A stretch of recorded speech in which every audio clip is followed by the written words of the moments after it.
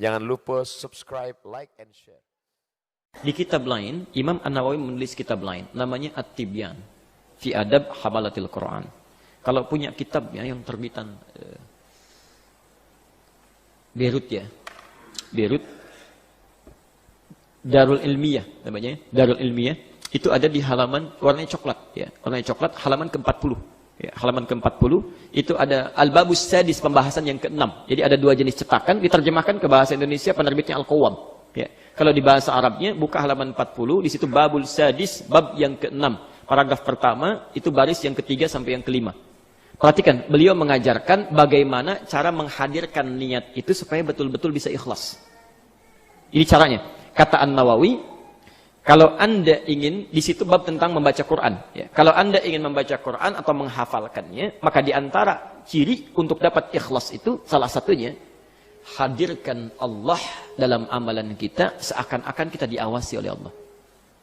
Contoh. Antum minta, misal ya, saat akan baca Quran. Saat Anda akan beramal itu, coba rasakan ketika kita baca Quran, Allah sedang mengawasi kita, melihat kita. Saya berikan ilustrasi begini. Anda sedang di kantor bekerja, lalu ada pengawas, supervisornya datang, atau bahkan direkturnya. Lebih serius kerjanya atau santai? Serius. Kopi pun akan dipinggirkan dulu. Bacaan lain disimpan dulu. Serius kan?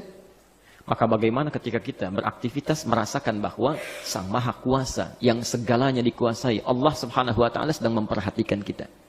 Allah. Baca Quran diperhatikan Allah. Kayaknya malu kalau salah bacanya. Kayaknya malu. Nggak mungkin pembaca Quran yang sedang diperhatikan Allah kakinya bisa selonjoran ke depan. Ya? Tanpa wudhu misalnya. Atau pakaian berantakan. Karena malu dilihat Allah. Imam Malik kalau membacakan hadis seperti ini akan berusaha mengenakan pakaian terbaik, pakai wewangian, karena beliau merasakan membacakan hadis Nabi seakan-akan Rasulullah berada di hadapannya. Ya, subhanallah.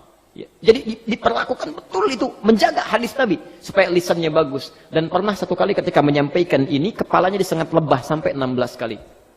Tidak berpindah dari majlisnya begini. Ya. Kelihatan sudah memerah wajahnya, tapi saking menghormati hadis itu luar biasa. Ya. Saya belum bisa seperti itu. Ya. Belum bisa, itu luar biasa Imam Malik, Masya Allah. Jadi kalau Anda ingin selalu baik dan terhindar dari maksiat, rasakan Allah mengawasi kita dalam setiap aktivitas kita. Itu hati akan selalu dijaga, susah berbuat maksiat. Contoh, ibu mau gosip misalnya Bu ya, atau diajak orang gosip. Ya, diajak orang gosip. Bayangkan saat akan mengikuti gosip itu, Allah mengawasi kita. Ya, itu lebih mudah.